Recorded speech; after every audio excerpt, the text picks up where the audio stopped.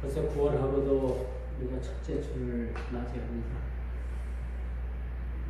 지난 이렇게 뜨거웠던 태양볕도 이제 태양이 좀 열버지는 느낌을 우리가 그렇게 받게 되죠. 실로 결실의 계절인 가을이 우리 눈앞에 문턱에 와 있음을 보게 됩니다. 오늘 우리가 9월 첫 주를 우리가 맞이하였습니다.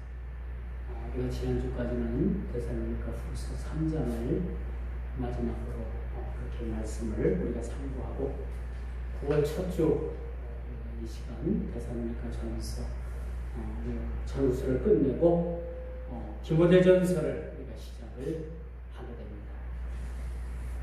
디모데전서 하면은 목회서신이라고 이렇게 얘기합니다.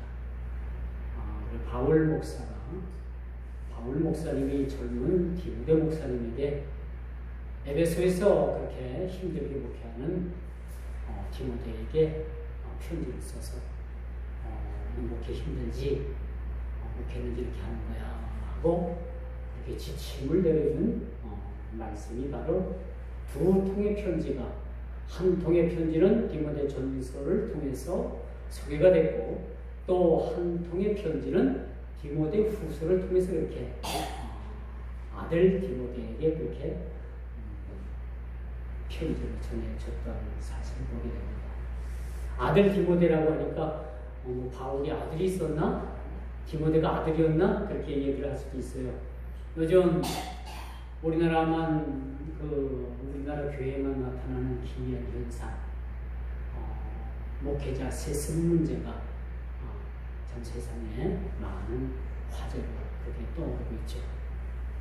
서울에 있는 무슨 N교회, 여러분 뭐 이름만 되면 다 알만한 교회지만은 그 교회는 아버지가 아들에게 교회를 물려줬어요. 그것 때문에 이제 그 교단 총회에서는 재판국을 열어가지고 이게 불법이냐 아니냐, 목회자 세습이냐 아니냐를 놓고 엎치락뒤치락했죠. 먼저 세워진 재판국에선 합법이다라고 얘기를 했고 이번에 재판국이 세워져가지고 재판을 한 재판은 불법이다라고 얘기를 했어요. 그리고 이제 마지막 공은 총회로 넘어갔어요. 이제는 우리 9월달, 이번 달에 이제 각 교단별로 총회들이 있는데 그 총회에서 이제 최종적으로 결정이 좀 나게끔 되어 있다고 합니다. 그런데 교회가 워낙 크다 보니까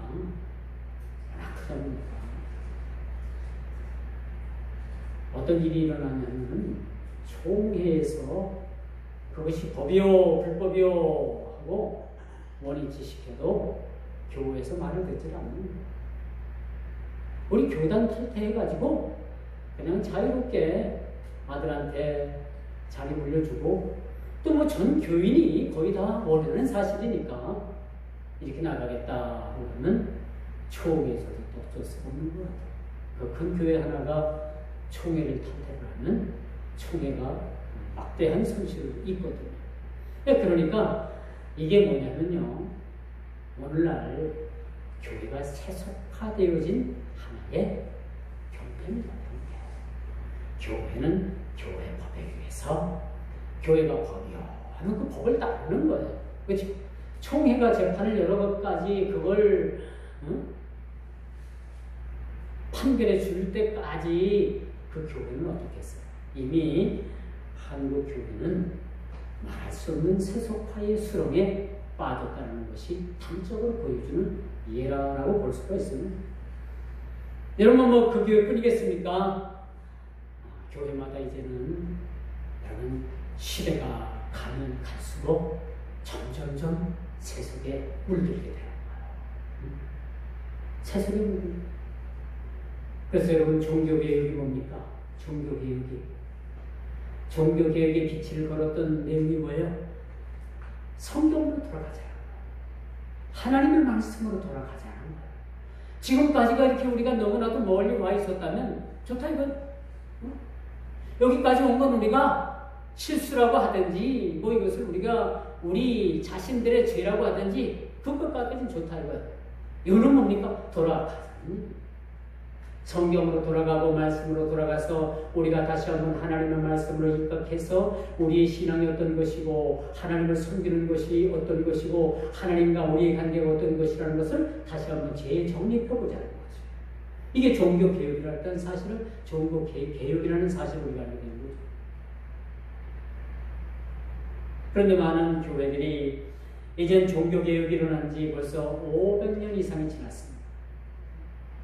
그럼에도 불구하고 이젠 이 전 세계 교회들이 다시 한번 제2의 종교개혁이 일어나지 않으면 모든 세계 기독교는 희망이 없다라고 이렇게 여기까지가 그렇게 나옵니다. 이미 천주교는 많은 기독교 진리에서 벗어나 있잖아요. 유럽에 가면 여러분 천주교이 카톨릭이 엄청 많아요. 거의 다 카톨릭입니다. 근데 이제 카톨릭 위에 지금은 어디 종교가 더 많은지 압니까? 마하메트 종교. 마하메트 종교가 전 유럽을 지금 휩쓸고 있어요. 이 영국이 지금 브렉시트를 통해서 그 유럽을 탈퇴하려고 하는 이유가 뭐냐면 그 유럽의 많은 난민들이 자기 나라를 버리고 이 더 살기 좋은 유럽 쪽으로 아마 들어오니까 들어오는 것까지는 좋은데 그들의 종교가 거의다가 뭐냐면요 마하메트 종교를 믿고 있어요. 이슬람 종교를 믿고 있거든요. 유럽은요 이 기독교적인 바탕에서 세워진 그런 문화권에 있는 나라들이 많습니다. 그런데 이런 이슬람 교도들이 들어와가지고 이제는 모 사회 곳곳 학교 그런 것을 막 점령을 하니까 이 유럽 사람들은요 아기들을 잘 안 낳아요. 여러분 출산율이 이렇게 높지 않아요. 그런데 여러분 이슬람은요 출산율이 얼마나 많이 높을지 몰라요. 한 여자 한 아내를 통해서 보통 많은 아이들을 낳습니다. 거기다가 이슬람권 그 남자들은요 여러 여자들을 버릴 수 있는 법적인 그러한 보호를 받고 있어요. 아내가 하나가 아니라 10명을 줬던 20명을 줬던 법적인 제한을 두지 않는 거예요. 그래서 그 얻은 아내들을 통해서 수없는 자녀를 낳게 됩니다. 그러니까 어떻게 돼요? 그들이 전 세계가 이슬람화되는 것이 시간 문제입니다. 시간 문제. 그리고 수없이 자녀들이 있습니다. 자연적으로 유럽이라는 나라가 어떻게 생겼어요? 이슬람화 되어 갈 것 같으니까 영국에서 발을 빼요. 유럽연합에서 발을 빼게 되는 거죠. 이런 문제도 여러분 사실이 있습니다. 어쨌거나 여러분 우리가 걷는 말씀을 살펴보면서 이제 우리가 디모데전후서를 수주에 걸쳐서 이 말씀을 여러분들에게 전할 텐데 왜 이런 말씀이 오늘 본문에 쓰여졌을까? 초대교회에 에베소 교회인 디모데 목사가 목회하고 있었던 그 에베소 교회에 큰 문제가 발생합니다. 교회의 근간을 흔들 만한 그런 큰 문제가 발생이 됐는데 그 첫째가 무엇인가? 그 첫째가 그 지역에 유대인 되었던 자들이 예수를 믿게 되었는데 교회 안에 이상한 그러한 이론이 그렇게 전개된 거예요. 여러분 제가 지난주에도 여러분들에게 말씀을 드렸습니다만은 구원은 오로지 예수님 이외에는 우리에게 구원을 주실 만한 이가 없습니다. 여러분 잘 들어보셔야 돼요. 세상에 많은 진리가 있고 많은 명언들이 있고 많은 사람들이 있고 많은 유명한 사람들이 있고 많은 사람들의 영향력을 위해서 세상이 여러분 이끌려 간다고 하지만 이 우리가 구원을 받는 데 있어서 만큼은 예수님 외에는 그 어떤 것도 구원에 있어서 작용할 작용이 없다는 것을 우리가 단연코 말씀을 드릴 수 있다는 거죠. 근데 예배소 교회에 가만히 들어와가지고 주장 내어지는 주장이 하나가 있었는데 물론 예수님을 통해서 구원을 받지만 여러분, 이단들도요, 다 부족한 게 아니에요. 예수님도 알고, 내가 모세도 알고, 응? 내가 엘리야도 아는데, 너는 누구냐? 성경은 그렇게 얘기했잖아요. 이 이단 사이비 집단들도요, 처음부터 끝까지를 다 부정하는 게 아니에요. 어느 것은 이런 것을 그럴싸하게 믿는 척하는 거예요. 그렇게 같은 공통 분모를 가지고 서로 대화가 되잖아요. 그런데 나중에 끝에 가보면은 이 단 끝단자, 이 단자가 무슨 단자예요? 끝단자가 끝이 확 달라져버려요. 그러니까 그걸 가지고 비유를 하는 거예요. 이 에베소 교회에 당시에 들어와 있던 그 이단들의 주장이 무엇이었느냐? 물론 예수를 믿어서 구원받는 거 맞아. 그거 인정해. 그런데 그거 가지고는 안 돼. 우리 조상 대대로 내려오는 조상들의 전통을 너희들이 지켜야 되고, 모세가 시내산에 올라가서 받았던 뭘 지켜야 된다고요? 율법을 지켜야지만이 구원을 받을 수 있다라는 주장을 그렇게 피게 되는 거죠. 또 하나의 이단들이 있었는데 영지주의가 있었어요. 이 영지주의는 예수님 당시에도 있었습니다. 영혼이 그들에게 있어서는 모든 진리의 터가 된다는 거예요. 진리를 받아들이는 기둥도, 또 진리를 받아들이는 모든 좌수도 영혼이라고 믿을 때 됐다는 거예요. 그리고 우리 사람은 뭘로다가 구성되어 있습니까? 영혼과 육신이 함께 우리가 합해서 우리 사람의 몸을 이루고 있는 거죠. 그런데 영지주의는 뭐라고 하면 그 영혼에 대해서만큼은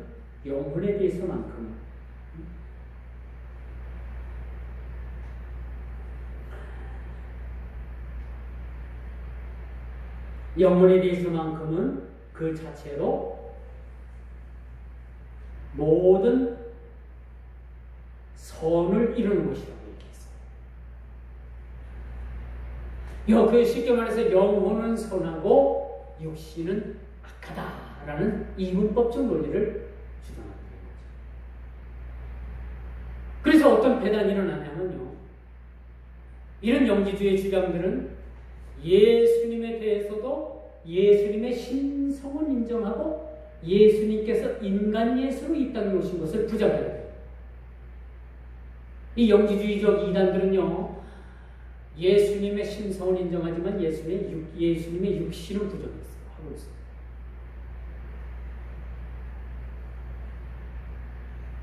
이것이 초대교회의 영지주의의 모습이라고 우리가 볼 수가 있다는 사실입니다. 그래서 여러분, 우리가 이제 후에 살펴보겠지만 이 디모데라는 인물에 대해서 바울이 어떻게 그 디모데에 대해서 얘기를 하느냐? 내 속에 거짓이 없는 믿음이 있음을 생각합니다. 이 믿음은 먼저 내 외조모 로이스와 내 어머니 유니게 속에 있더니 내 속에도 있는 줄 확신합니다. 바울 그 마음속에 디모데가 있는 거예요. 그리고 디모데를 자기가 말씀으로 영적으로 낳은 아들이라고 그렇게 얘기하고 있어요. 제가 좀 전에 목회자 세습에 대해서도 그렇게 말씀을 드렸습니다만, 저는 그런 견해를 가져요. 이게 뭐 총회에서 반대를 하고 재판국에서 반대를 한다 하더라도 뭐 그 교회에서 원한다라면 아버지에 의해서 아들까지, 아들이 뭐 외국 가서 공부도 하고 너무나도 훌륭한 거예요. 목회 잘하는 거예요. 그러니까 교인들이 우리 초법적으로 이분 모시겠다. 예, 서울의 뭐 M교회가 그 교인들 대다수가 그 아들을 후임되었다가 목회하는 것을 그렇게 원한다고 합니다. 지금 이제 교단에서 브레이크를 거니까 이게 서로 모순이 서로가 생기게 되는. 오늘 본문을 보면 디모데는 바울이 영적으로 낳은 아들이라고 했어요. 그리고 이 에베소 교회에서 목회하는 그런 디모데에게 한마디로 말해서 뭐라고 말씀합니까? 너 목회하면서 여러 가지 많은 문제를 내가 봉착하게 될 텐데 이런 문제는 이렇게 해결해야 되고 이런 문제가 있으면 이렇게 해결해야 된다라는 목회적인 지침을 주고 있다는 사실을 우리가 보게 되는 거죠. 영적으로 낳은 그 아들이라고 했어요. 얼마나 그 디모데에 대해서 관심이 있었고 그 디모데에 대해서 얼마나 큰 그런 기대를 가지고 있었는가라는 것을 우리가 보게 되는 거죠. 요즘 입양 가정이 예전보다 그렇게 많지 않다고 합니다. 예전은 우리나라가 그 홀투 아동 복지를 통해서 그렇게 많은 그 전쟁 고아나 또 사생아나 또 뭐 특정 종교 집단에 의해서 나아진 아들, 버려진 아이들을 낳아가지고 외국으로 보냈어요. 그것이 우리나라 최초의 그 외국으로 보낸 입양 기관입니다. 지금 이제 그 역할을 다 하고 있는지 모르겠지만 외국으로 아이들이 입양을 보낸 아이들 중에서는 훌륭한 양부모 밑에서 자란 아이들은 아주 훌륭하게 자란 아이들이 많이 있더라고요. 그런데 그곳에서도 양부모를 잘못 만나가지고 인생에 큰 어려움을 겪는 입양아도 있음을 얼마 전에 TV를 통해서 그렇게 방영한 적이 있었음을 보게 됩니다. 입양이 돼가가지고 아이들이 다 잘된 것이 아니더라고요. 물론 훌륭한 양부모 밑에서 자란 아이들은 그 나라에서 훌륭한 일들을 하고 참으로 참다운 그런 삶을 살고 있는데 반면에 그렇지 못한 아이들이 많이 있어요. 그래서 그 아이들은 국적은 그 나라 국적이지만 다시 우리나라로 돌아오고 싶어도 돌아올 수가 없는 거예요. 그 나라에서 자랐고 그 나라의 언어를 취득했고 그래서 우리나라 와봐도 언어의 장벽이 생기지 문화의 어떤 차이가 생기지 모양은 우리 한국 사람 같이 생겼는데 우리나라에 와서 정착하려고 해봐도 정착할 수 없어서 다시 범죄의 그러한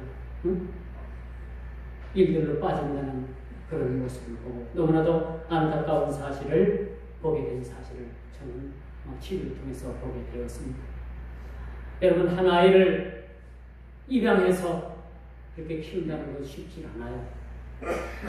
요즘은 한 아기를 입양해서 아이를 키우는 것보다도 강아지를 사가지고 아주 강아지를 자식처럼 키우는 사람이 너무너무 많아요. 어떤 사람은 길거리에서 보니까 강아지를 업고 다녀요. 난 자기 뭐 손자, 손녀를 업고 다니는 줄 알고 아이고 요즘 이렇게 업고 다니는 분들이 있네. 이래 봤더니 강아지 새끼를 업고 다닌다. 자기가 참 기가 막혀.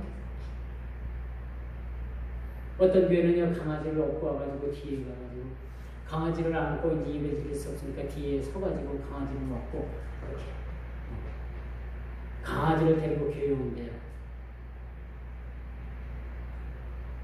여러분들이 강아지를 데리고 교회에 오면은 저는 반대할 것 같아요.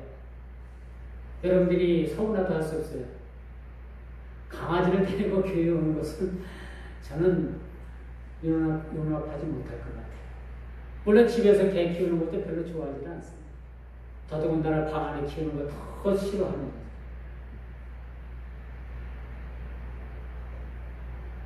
여러분 이렇게 개 한 마리 사서 키우는 것보다도 진짜 키울 부모가 없어서 그 아이를 해외로 이방시키는 아이를 데려다 키우고 참 믿음으로 그 아이를 키우면요 하나님 앞에 여러분들이 상 받아요. 하나님 나라 가서 상 받는다니까.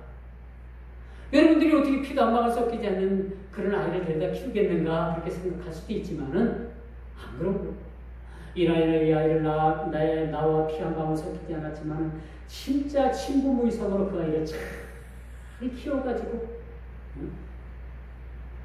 그렇게 잘 키워낸다면 하나님 앞에 여러분들이 복을 받게 돼요. 오늘 디모데와 바울의 관계도 저는 그렇다고 생각을 합니다. 바울은 그 디모데를 피도 한 방울 섞이지 않는 그 디모데를 자기가 영적으로 낳은 그런 자식이라고 그렇게 디모데를 소개하고 있음을 우리가 보게 됩니다.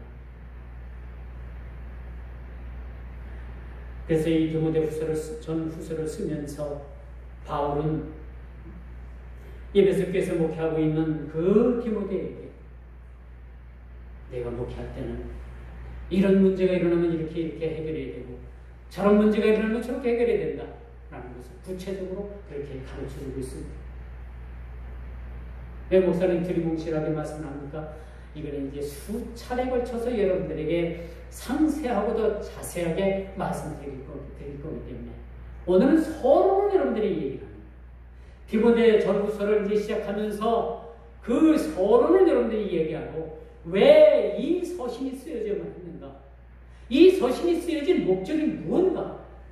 그 핵심이 뭔가라는 것이 오늘 여러분들이 짚고 돌아가서 다음 주부터는 이 말씀을 통해서 여러분들이 이 디모데 전후서를 대하게 된다는 사실을 우리가 보게 됩니다. 그렇다면 이 글이 쓰여진 목적이 뭡니까? 그것은 당시 유대 율법학자나 율법주의자나 용기주의자에 의해서 복음이 아주 심각하게 훼손되었다는 거죠. 오늘날도 마찬가지입니다. 이 성경에 있는 하나님의 복음을 자기들 입맛에 뜯어 고치는 사람들이 너무너무 많이 있습니다. 그래서 성경은요 1.2핵도 더하지도 말고 빼지도 말고 액면 그대로 우리가 하나님의 말씀을 받아들이고 액면 그대로 우리가 하나님의 말씀을 전하는 거죠. 그래서 전하는 사람의 짐이 무거운 겁니다. 필요 없는 것, 성경에서 없는 것을 전하면 간 만큼 하나님 앞에 책망을 받게 되고 있는 것을 빼버리고 껍데기만 전하면은 그것마저도 하나님 앞에 책망을 받게 된다는 사실을 우리가 알게 되는 거죠. 여러분, 소위 헛소문이라는 것이 참 무섭습니다. 이 소문이라는 것이 발이 달리질 않았는데 이 소문이 딱 나면 침리 밖에서도 금방 하는 거예요.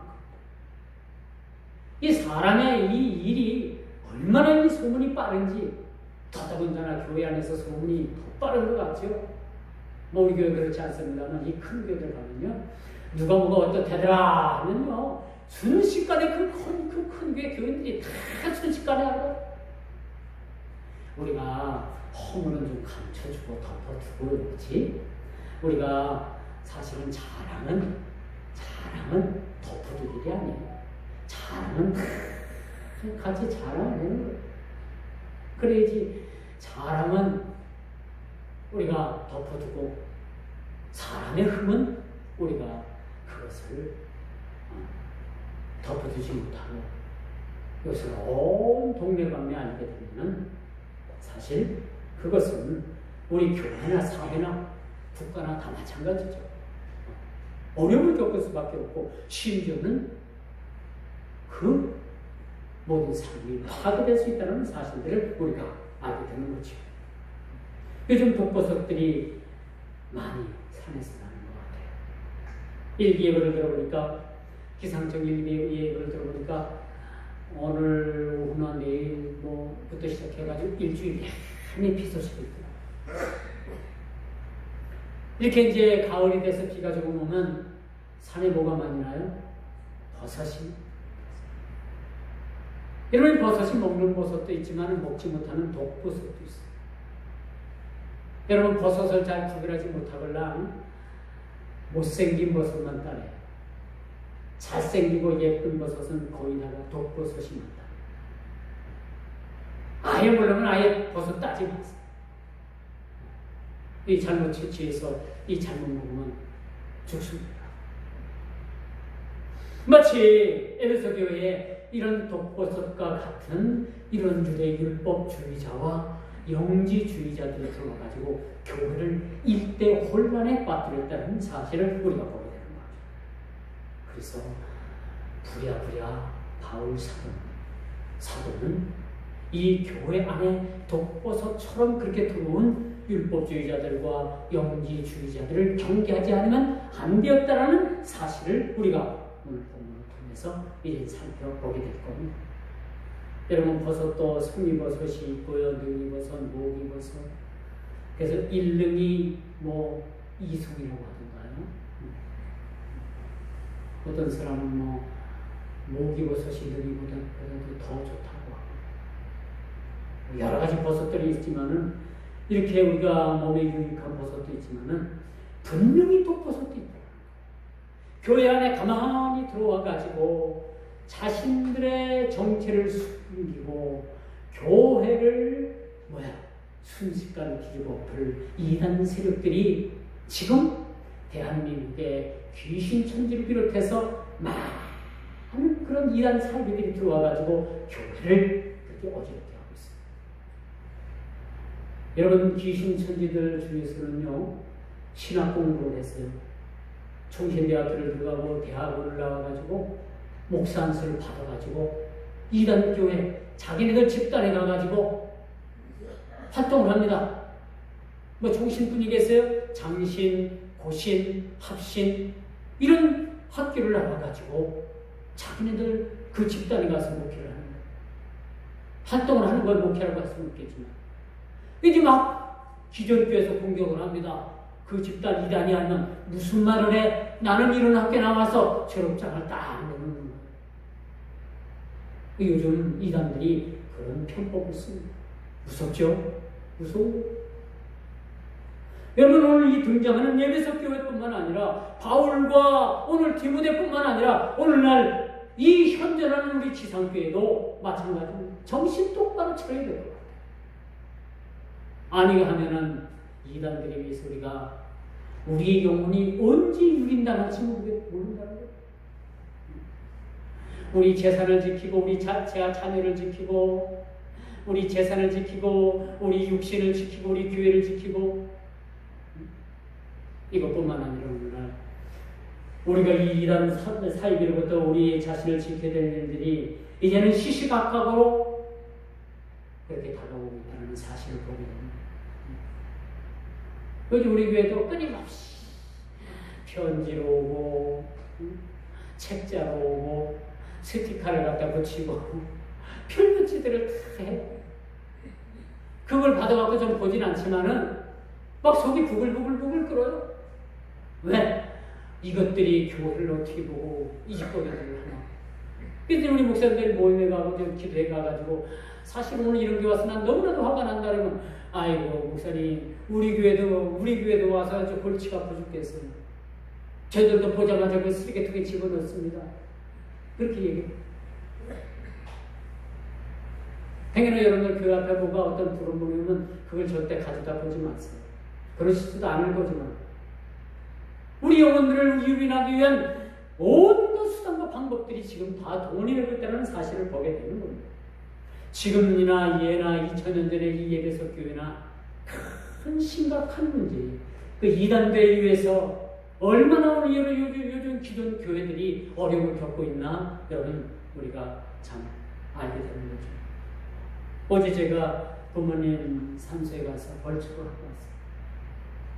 해마다 느끼는 것은 온갖 차풀이 위해서 이젠 올라가 봤더니 기가 막혀요. 온갖 차풀이만 우거져가지고 이 산소에 묘의 흔적이 없어. 묘가 다 묻혔어요. 그냥 부끄러운 것이 아무개 목사는 어디 가서 목사가 되어서 목회를 한다고 하는데 아이고 이 집안은 자손도 없나? 묘를 이 지경 해놓고 어디 가도 않나? 그렇게 얘기하고 그렇게 흉볼까봐 참 저는 겁이 납니다.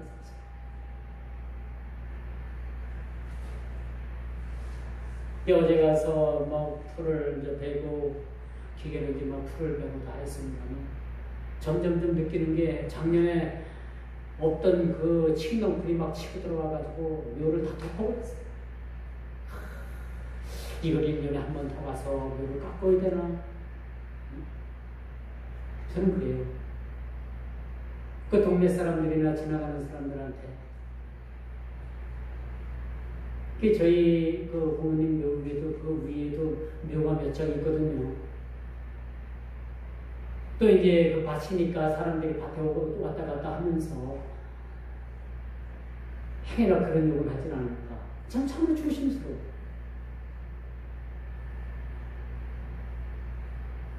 욕하는 그것은 저를 욕하는 것이 아니라 결국은 예수님을 욕하는 것이 아니겠습니까? 그래서 저는 그게 두려운 거예요.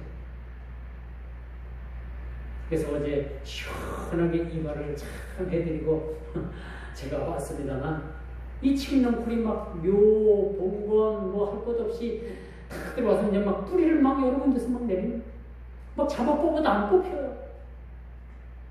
그래서 야 이거 큰일 났다 이 생각을 가져봤습니다만 마치 이단 사이들은요 교회 곳곳 요소에 들어가서 자기들의 정체를 감추고 견고하게 뿌리를 내려. 근데 나중에 뿌리를 깊이 박으면은 그때부터는 이 기존의 사람들을 이 성도들을 흔들기 시작을 흔들어요. 흔들어서 결국은 교회를 훌륭한 기적을 놓는 그런 이단 사이비에 우리를 경계해야 되는 거예요. 디모데 전서가 무슨 말씀으로 쓰여졌다고요? 이런 세력들을 어떻게 하면 우리가 가려내고 물리치고 어떻게 하면 이것을 경계할 것인가라는 것에 대해서 아들 디모데 목사에게 바울 목사가 아들 디모데 목사에게 그렇게 두 통의 편지를 써서 알려주고 있는 내용이라고 말씀드릴 수 있습니다. 물론 이 디모데 전서를 보면 집사의 자격, 장로의 자격, 목사의 자격, 이 자격들 또 어떻게 해야 된다는 것까지도 들어와 있어요. 포괄적으로 들어와 있어요, 사실. 이게 이제 나중에 상세계 이제 말씀으로 이걸 말씀을 전할 거지만은 오늘 이 말씀을 쓴 목적이 무엇이냐라는 것을 우리가 한번 깊이 생각해 보자는 거죠. 말씀의 목적이 뭡니까? 이 기록의 목적이 뭡니까? 이단 사이비들로부터 우리를 보호할 뿐만 아니라 주님의 몸된 교회를 보호하는 차원에서 이 말씀이 쓰여졌다는 것을 우리가 보게 됩니다. 여러분들의 가정들을 지키기 위해서 여러분들 가정 문에 뭘 달아요? 밤에 잠을 잘 때 뭐 어떻게 해요? 자물쇠로 잠그잖아요, 그렇죠? 왜 잠굽니까? 밤에 여러분들이 그 문을 열어놓고 자면 도선생이 몰래 들어와가지고 여러분들의 집에 들어와가지고 물건을 훔쳐갈 수도 있는 거예요. 강도가 들어와서 여러분들의 생명을 의혹할 수도 있는 거예요. 그렇기 때문에 여러분들이 밤에 잘 때 대문에 장쇠를 만들어가지고 잠그게 돼요. 우리 신앙은 사실은 우리 자신이 지키는 거예요. 여러분 누가 어디 가서 성경 공부를 좀 하자든지 뭐 무슨 이런 종이책을 가져와가지고 뭐 설문조사를 한다고 하든지 거기다 여러분들 뭐 주소 전화번호 남기게 되면요 그들이 전화 와요. 그걸 교묘하게 위장해가지고 여러분 그들이 접근을 합니다. 옛날처럼 벤치 앉아있으면 도를 아십니까? 해가지고 접근하는 사람들. 이게 이 방법은 옛날 방법이에요. 그 설문지를 하나 가져와가지고 뭐 기준품 우산 하나 준다든가 양산, 뭐 여자들 양산 하나씩 준다든가 남자들은 뭐 만년필 하나씩 준다든가 뭐 키보드를 하나씩 준다든가 그래가지고 설문조사 해놓고 나중에 이름 쓰고 주소 쓰고 전화번호 쓰면요 10중 팔고 그들에게 걸려드는 일이 얼마나 많은지 이런 일들을 우리가 사는 거예요. 눈 똑바로 뜨고 정신 똑바로 차리지 않으면 여러분 코뿐만 아니라 입도 배가고 눈도 배가고 다 배가게 된 세상이라는 사실을 우리가 보게 되는 것이죠. 교회에 가만히 들어와서 복음을 훼손하고 예수만 믿어가지고는 구원을 받을 수 없다는 이 율법주의자들 예배소 교회를 이렇게 어지럽게 했다는 사실을 우리가 보게 되는 겁니다. 이런 사실의 이단들의 얼굴을 반박하기 위해서 바울은 아들 디모데에게 펜을 들었습니다. 또한 영지주의자들은 헬라 철학에 근거를 둬서 교회는 그들에 대해서 엄청난 그런 소용돌이에 빠지게 됐다는 사실을 우리가 보게 됩니다. 두 번째, 이렇게 많은 문제점을 가진 예배소 교회를 우리가 한번 살펴보게 되는 겁니다. 현존하는 지상교회는요, 어떤 교회든지 완벽한 교회가 없습니다. 대한민국뿐만 아니라 이 지구상에 온전한 기독교 내의 교회들은 완전한 교회는 없습니다. 대형교회는 대형교회대로 문제가 있고요. 또 중소형교회는 중소형교회대로 하나님 앞에 문제가 있고요. 다 문제가 있어요. 그렇지만 그 문제가 있지만 그 문제를 안고 끌어안고 나가는 거예요. 주님 오실 때까지. 그래서 여러분, 유명한 성경신학자인 존 칼빈은 이 교회를 두 부류로 나눴어요. 지상의 불완전한 교회로 나눴고 천성의 완전 교회로 나눴다는 거죠. 천성교회와 지상교회로 나눴다는 사실이죠. 그래서 이제 우리가 바라는 완벽한 교회는 천성교회예요. 하나님 도성이라는 사실이죠. 하나님 도성 안에 들어가서 우리가 장차 살아가게 될 텐데 그것은 거룩한 하나님의 성전인 거죠. 하나님의 도성뿐만 아니라 하나님의 나라여 교회가 되는 거죠. 그 교회에서 우리가 살아가게 되는데 거기는 죽음도 없고 다툼도 없고 싸움도 없고 모든 것이 여러분 기쁨만 있는 교회에서 우리가 신앙생활을 하게 된다는 사실을 우리가 알게 되는 것이죠. 그래서 바울이 이 말씀을 쓸 때에는요, 그가 로마 감옥에서 갇혔다가 풀려난 후에 마게도니아를 여행 중에 에베소 교회를 통해서 그렇게 그렇게 서신을 편지를 쓰게 됐다는 거죠. 젊은 목사로서 감당하기 힘들었던 여러 가지 문제들, 구원은 믿음으로서가 아니라 인본주의적이고도 민족주의적이고 구약의 일부 또 자기 조상들의 전통을 지켜야지만이 구원을 받는다라는 그런 논리를 반박하기 위해서, 야, 그게 가짜다. 아들 디모데야, 너희 그 에베소 교회에 그렇게 주장하는 사람들이 있는데 그거 가짜야. 그 사람들 내가 진리하지 않고 도려내지 않고 그들을 가지고 있는 사상을 내가 개화시키지 않으면 안 된다라는 것을 아주 심각하게 그렇게 써주고 있는 모습을 우리가 보게 됩니다. 이제 마지막으로 세 번째, 에베소 교회의 대내외적인 상황을 우리가 한번 살펴봅니다. 교회가 어쨌길래? 당시 에베소 교회를 비롯해서 여러 가지 그 초대교회에 그런 소아시아의 교회들이 있었습니다. 바울이 세운 교회도 있었고, 그 지역민들을 위해서 세운 교회도 있었어요.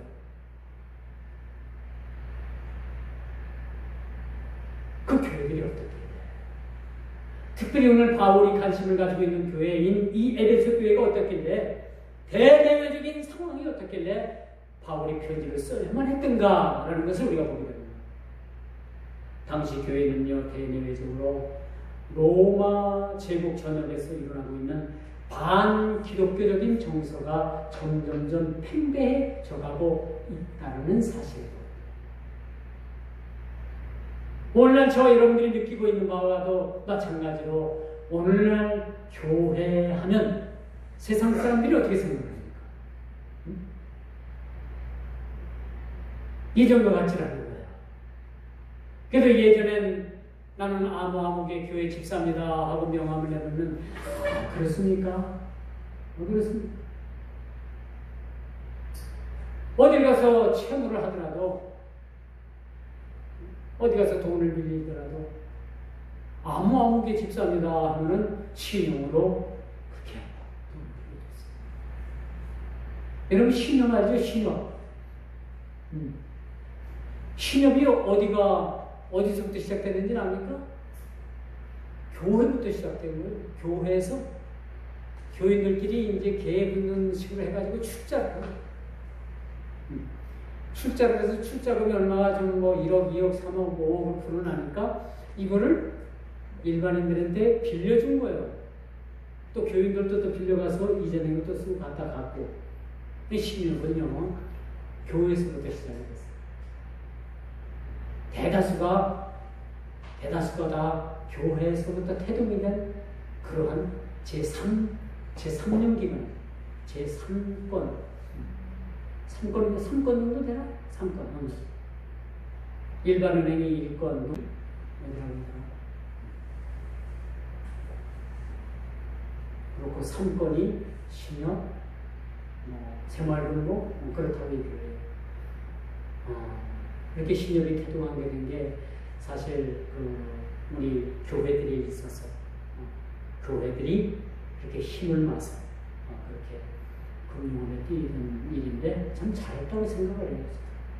우리 교회도 그 신협에 사실은 빚을 지고 있지 않습니까? 그렇게 참 어려울 때 이렇게 돈을 빌려 쓸 수 있다는 게 쉽지 않은데 옛날엔 이런 것들이 없어서 이웃에 가서 돈 좀 있다는 사람들한테 가서 돈을 빌리려면 아침에 가서 해거름까지 가고 만나지도 못하고 또 다음날 오라리고 그렇죠? 뭐 그것도 4부 5부예요. 이자가 4부 5부 합니까?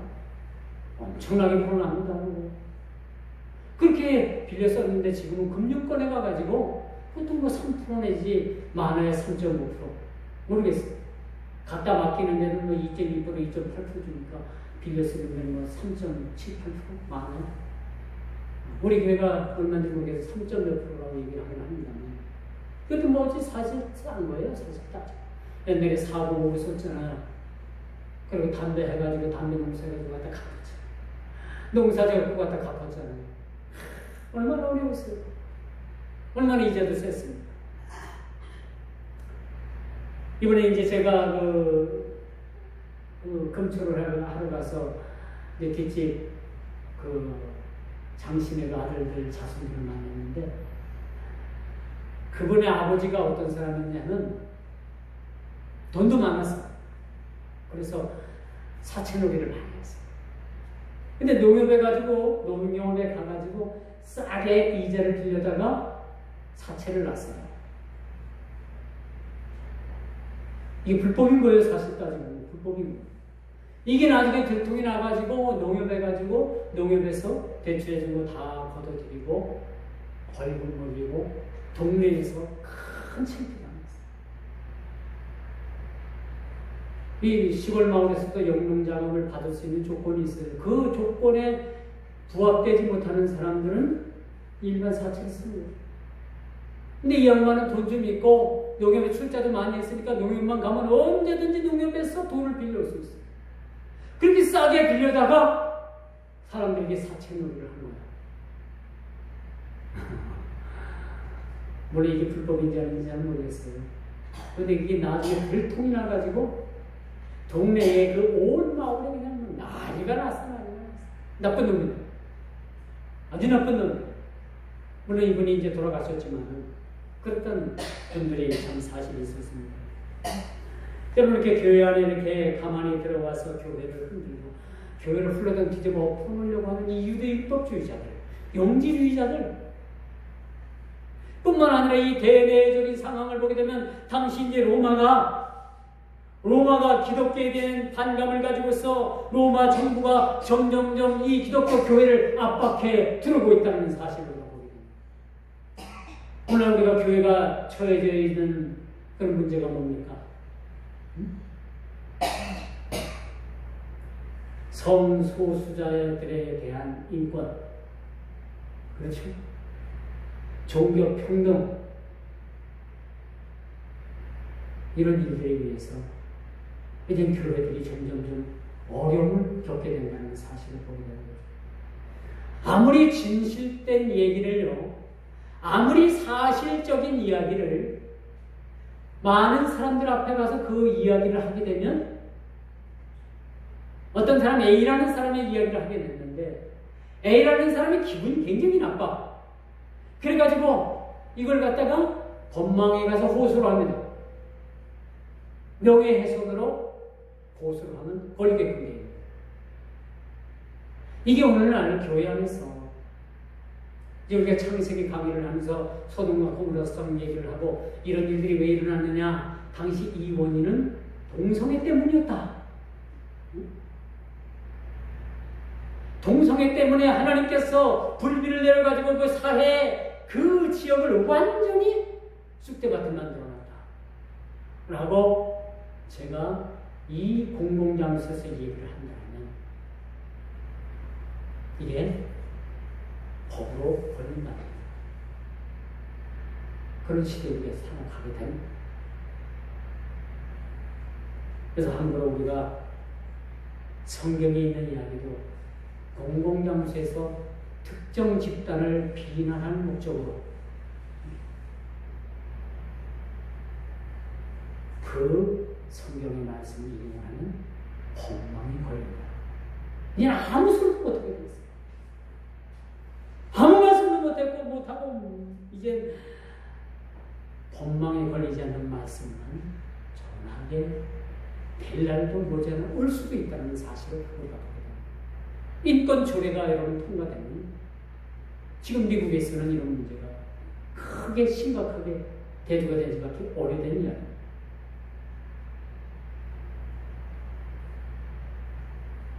이런 상황은 기독교에 대한 시비와 마찰을 극소화하고자 조심하지 않으면 안 되는 상황입니다.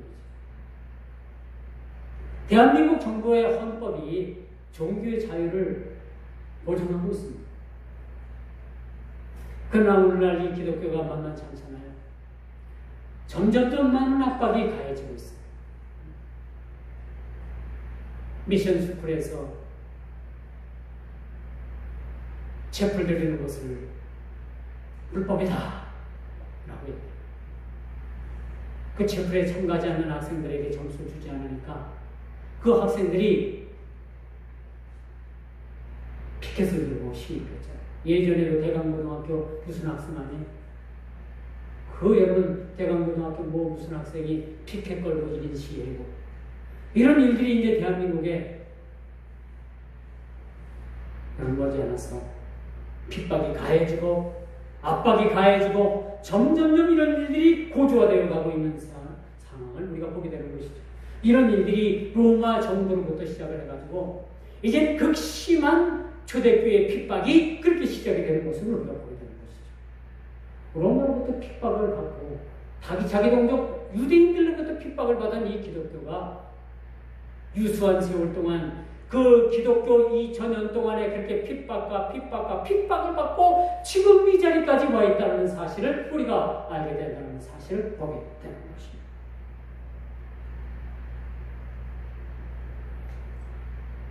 이렇게 사도가 오늘 말씀을 통해서 펜을 들 수밖에 없었던 목적은 넓게는 하나님 나라의 확장을 깨하는 목적이었고 이를 위해서 노력하는 모든 세대의 주의 일꾼들에게 바른 교훈을 주며 격려하는 차원에서 이 말씀이 쓰여졌다는 사실들을 우리가 기억하시고 이제 앞으로 수주에 걸쳐서 이제 진행되어지는 이 강해의 말씀을 통해서 우리가 좀 더 심층적이고도 좀 더 본질적이고도 좀 더 우리에게 유익적인 말씀으로 대하게 된다는 사실을 알게 되는 것입니다. 이제 말씀의 결론을 맺습니다. 이제 우리가 이 본문의 말씀으로 선포된 이 말씀이 모든 것을 초월해서 한마디로 표현한다면 복음의 진리를 수호하기 위한 영적인 싸움의 본질이라는 사실을 우리가 보게 되는 거죠. 이 두 통의 편지가 사실은 따지고 보면 모든 것을 초월해서 복음의 진리를 수호하기 위한 영적인 싸움의 말씀이라는 사실을 우리가 알게 된다는 것입니다.